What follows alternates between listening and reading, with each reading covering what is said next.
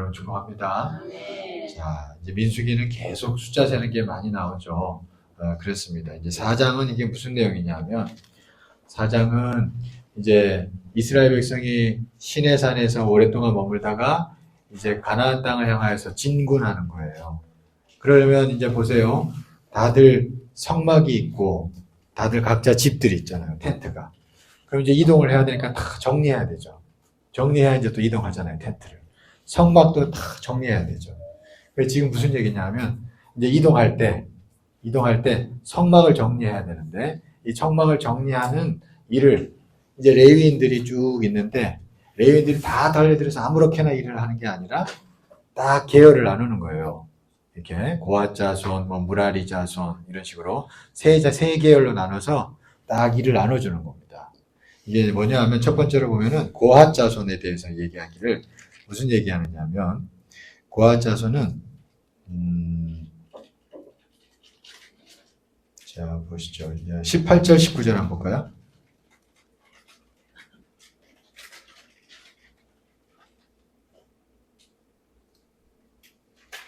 18절, 19절. 18절, 19절이 아니고, 이거 너무 많다. 제가 말씀을 드릴게요. 4절부터 쭉 나온 얘기인데, 읽긴 너무 많으니까. 고핫 자손은 뭘 하느냐 하면, 성막이 있죠? 성막이 있으면 이게 덮개가 있잖아요. 덮개. 휘장이 있고 덮개가 있죠. 그런 어떤 천 같은 덮개, 가죽 덮개라든지 휘장이라든지 이것들을 다 정리해라. 이걸 정리해가지고 이제 어깨 메고 이동하자. 그렇게 얘기한 거예요. 고핫 자손한테 그렇게 얘기하고, 그 다음에 게르손 자손이라는 사람이 있어요. 이제 21절부터 게르손 자손이 나오는데, 게르손 자손들은, 죄송합니다. 제가 잘못했네. 고핫 자손은 뭐냐면, 성막 안에 기구들 있죠. 성막 안에 기구들 뭐 진설병이라든지 등잔대라든지 그 다음에 언약궤라든지 다 이런 거 있잖아요. 이걸 고핫 자손들이 다 정리해가지고 그걸 다 이렇게 덮어가지고 메고 가자 그랬어요. 그 다음에 게르손 자손이 나옵니다. 21절부터. 게르손 자손은 뭐 하냐면 휘장들, 그 다음에 덮개들 이런 것들을 다 모아가지고 그거 메고 가자 그랬고요. 그 다음에 마지막으로 29절부터 보면은 무라리 자손이 나옵니다. 이 무라리 자손은 뭐 하냐면 이 기둥들 이렇게 판때기들 기둥들 막 이렇게 서 있잖아요. 여기 보면은 그런 거 다 챙겨가지고 메고 가자 그랬어요. 자, 이제 그랬습니다. 이제 여기서 중요한 게 뭐냐면 이게 하나님께서 일을 맡길 때 생각보다 굉장히 세밀하게 이렇게 분업시킨다는 걸 볼 수가 있어요. 그죠? 레위인들이면 다 달려들어서 아무렇게나 막 해서 가자 뭐 이러면 될 것 같지만 그게 아니라 성막 기구는 고핫 자손들이 챙기고 그 다음에 휘장이라든지 덮개는 이 게르손 자손들이 챙기고 무라리 자손들은 기둥 같은 거를 챙겨라. 이렇게 딱딱 나눠가지고 일을 시킨단 말이에요. 근데 보면은 성경에 보면은 구약에 보면은 모든 일들이 그렇게 아주 세밀하게 나눠져 있는 걸 볼 수가 있습니다. 여러분 우리가 주의 일을 할 때는요 모두가 일단은 동참해야 할 줄 믿습니다. 예, 누구는 하고 누구는 안 하고 이러면 안 돼요. 다 각자의 역할이 있습니다. 그죠? 다 함께 하되 그리고 또 분업이 딱딱 되는 거죠. 다 참여하고 거기서 이렇게 조금씩 자기들이 할 수 있는 것들을 나눠서 그렇게 해야지 우리가 교회도 건강하고 또 본인들도 아주 보람되고 그럴 수 있습니다. 그래서 저는 여러분들이 교회 일이 예를 들면 우리가 교회 일에 어떤 일이 있을 때 내 일 아니야 이런 태도 가지지 않는 주의 백성들 되기를 간절히 축원합니다. 세밀하게 따져보면 다 할 일들이 다 있을 거예요. 분명히 그죠? 예. 그러니까 여러분들이 이렇게 다 내 일처럼 생각을 가지고 이렇게 같이 달려들다 보면은 일이 이렇게 조금씩 분업이 됩니다. 여러분 목사가요 바로 탁 못 시킵니다. 그러니까 달려드는 사람들을 보고 시켜요. 왜냐하면 목사가 원장님 가요 삐집니다. 삐져요. 그렇잖아요. 제가 또 아직 어리잖아요. 삐집니다. 그러니까 달려드셔야 돼. 달려드시는 걸 보고 이 권사님은 요런 제가 사람 모르는 것 같아서 다 봅니다. 이 권사님은 요런 은사가 있으니까 요런 거 하시면 돼. 요 집사님은 요렇게 하시면 돼. 다 있어요. 그러니까 여러분들이 달려들어 주시기를 축원합니다. 그러면 일이 이렇게 분업이 되는 거예요. 아멘이시죠? 그 일이 누구 하나한테 막 너무 몰리면 이거 잘못된 거예요, 여러분. 아시겠죠? 예, 그러니까 우리가 그렇게 할 수 있기를 간절히 축원합니다. 예, 그렇게 우리가 함께 일을 세밀하게 분업해 나가면 좋겠어요. 그게 잘 나타나고 있어요. 그죠? 이게 장막 하나 옮기는데도 이렇게 다 나눠서 일을 한다는 걸 볼 수가 있습니다. 그 다음에 5장에 보니까, 5장은 이제 무슨 내용이냐면, 5장은요, 이제 성막을 어떻게 이제 가져가서 이동할지 나왔죠? 그 다음에 이제 백성들이 이제 이동하기 전에 또 지금 무슨 일을 하느냐 하면, 행진 이전에 자기 공동체를 거룩하게 하고 있어요. 또 그런 일이 나타납니다. 이게 지금 무슨 얘기냐면 5장 1절에서 4절까지 내용은 부정한 사람을 이렇게 처리하는 거예요. 예를 들면 우리가 함께 일하는 공동체 진영 안에 뭔가 부정한 사람이 있으면 일단 진영 밖에 가서 진영 밖으로 나가게 해서 조금 시간이 지나고 난 다음에 다시 들어오게 하는 겁니다. 이게 지금 그 공동체를 지금 거룩하게 만들려고 하는 거예요. 그 다음에 5절부터는 또 무슨 내용이냐면 혹시나 죄값이, 이 죄를 깨닫고 죄값이 있는 사람은 반드시 그거를 처리해라는 거예요. 자복하고 7절 말씀 한번 볼까요? 7절? 5장 7절 같이 한번 읽어보겠습니다. 시작. 그 지은 죄를 자복하고 그 죄값을 온전히 갚되 5분의 1을 더하여 그가 죄를 지었던 그 사람에게 돌려줄 것이요. 혹시나 죄가 있는 게 있으면 자기가 깨달음이 오면 자복하고 죄값을 갚되 5분의 1을 더해서 아무 무탈하게 처리해라는 거예요.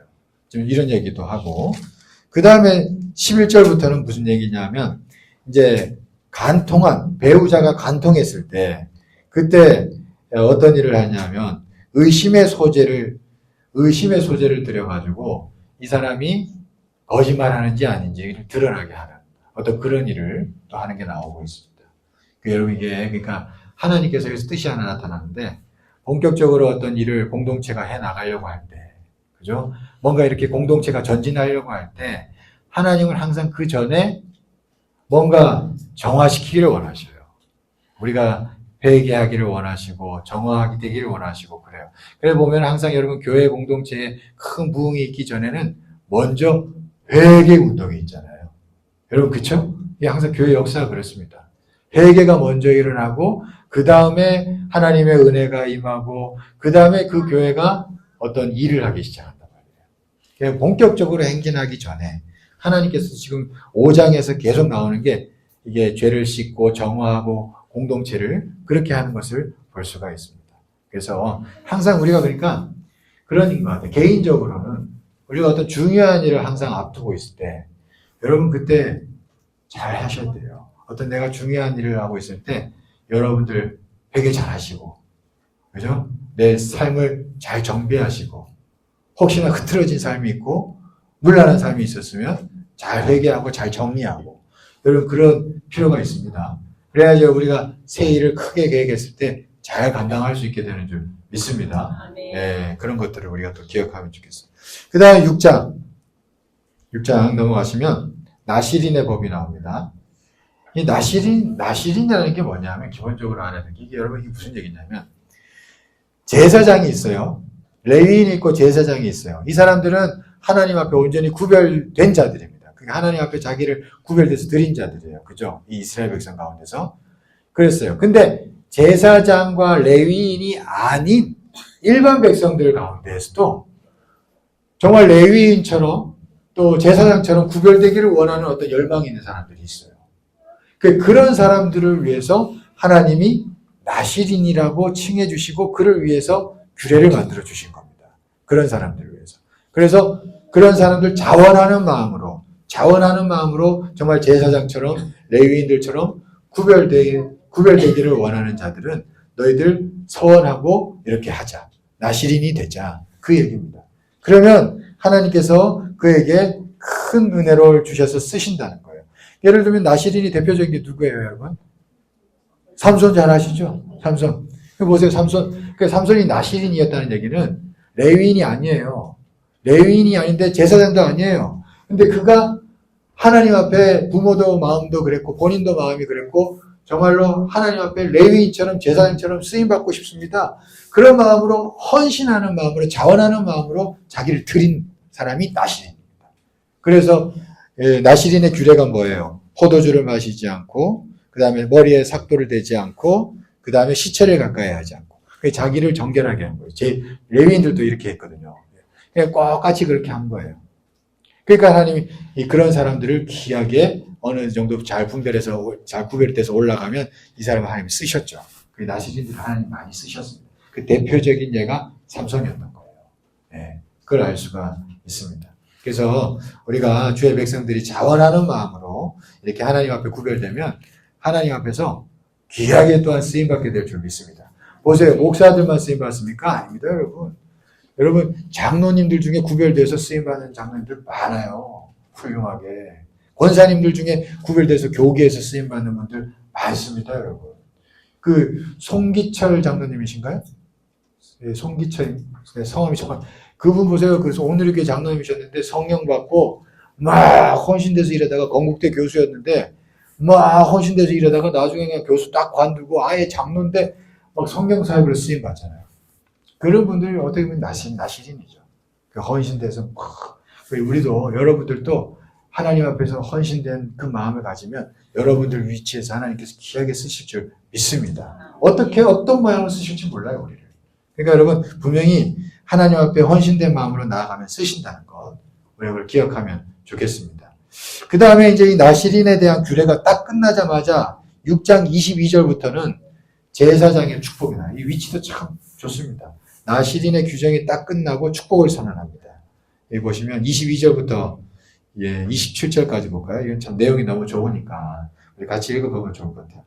22절부터 같이 한번 읽어보겠습니다. 시작. 여호와께서 모세에게 말씀하여 이르시되 아론과 그의 아들들에게 말하여 이르기를 너희는 이스라엘 자손을 위하여 이렇게 축복하여 이르되 여호와는 내게 복을 주시고 너를 지키기를 원하며 여호와는 그의 얼굴을 내게 비추사 은혜 베푸기를 원하며 여호와는 그 얼굴을 내게로 향하여 드사 평강 주시기를 원하노라 할지니라 하라. 그들은 이같이 내 이름으로 이스라엘 자손에게 축복할지니 내가 그들에게 복을 주리라. 그러니까 일반 지금 이스라엘 백성들에게 나시린의 규례를 가르치면서 헌신되어 나오라 그 얘기를 하는 거예요. 그러면 이제 그 다음 순서가 제사장을 통해서 축복을 선언하고 있어요. 아, 참 얼마나 좋습니까? 이 순서가 딱 좋습니다. 하나님께서 여러분들 축복하실 줄 믿습니다. 네, 그래서 이런 마음을 가지고 우리가 헌신하려고 하면 주님 반드시 축복하실 줄 믿습니다.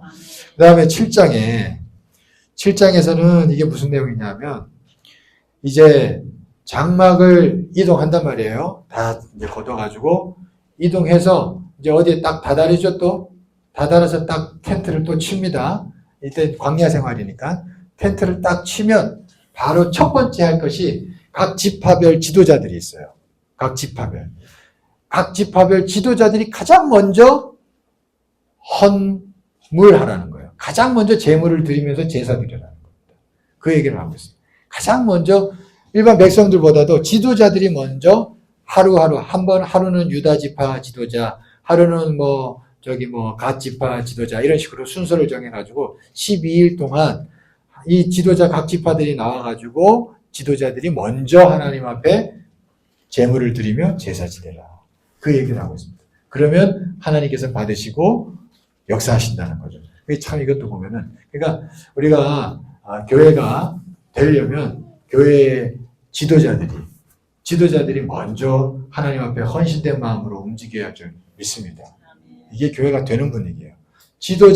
교회 지도자급들이 뒷짐지고 앉아있으면 교회 안 됩니다, 여러분. 교회는 목사 혼자 되는 것도 아니고 성도들끼리만 한다고 되는 것도 아니고 우리가 다 함께 해야 되는데 여러분 이 교회는요 목사만 지도자가 아니라 다 우리 함께 여기 보면은 교회 지도자들이 있어요. 그들이 딱 같은 마음으로 같이 헌신돼서 먼저 착 나와야지 하나님께서 그 교회가 되게 하시는 줄 믿습니다.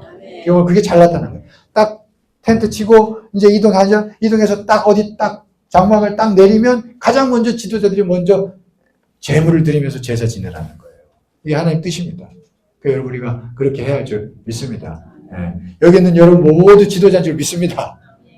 우리 교회는 지금 일당 100이에요. 다 지도자야, 다. 그러니까 우리가 이 마음을 가지고 함께 한 마음이 돼서 제사 지내고 하나님 앞에 나를 드리고 그렇게 할 수 있기를 축원합니다. 네, 그럼 반드시 역사하실 줄 믿습니다. 자, 그 다음에 8장입니다. 8장. 이 8장은 이제 레위인들이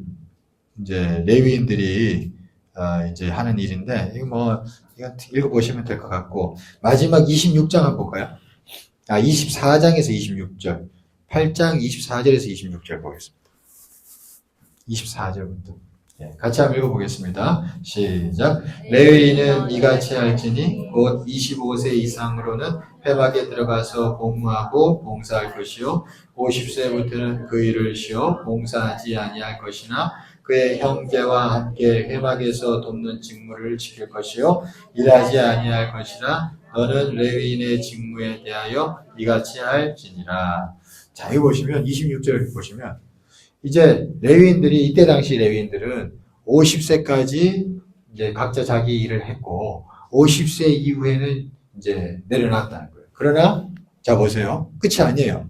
그의 형제와 함께 이건 이제 자기보다 아래 나이 어린 이제 한참 일하는 사람들이겠죠. 그의 형제라는 게.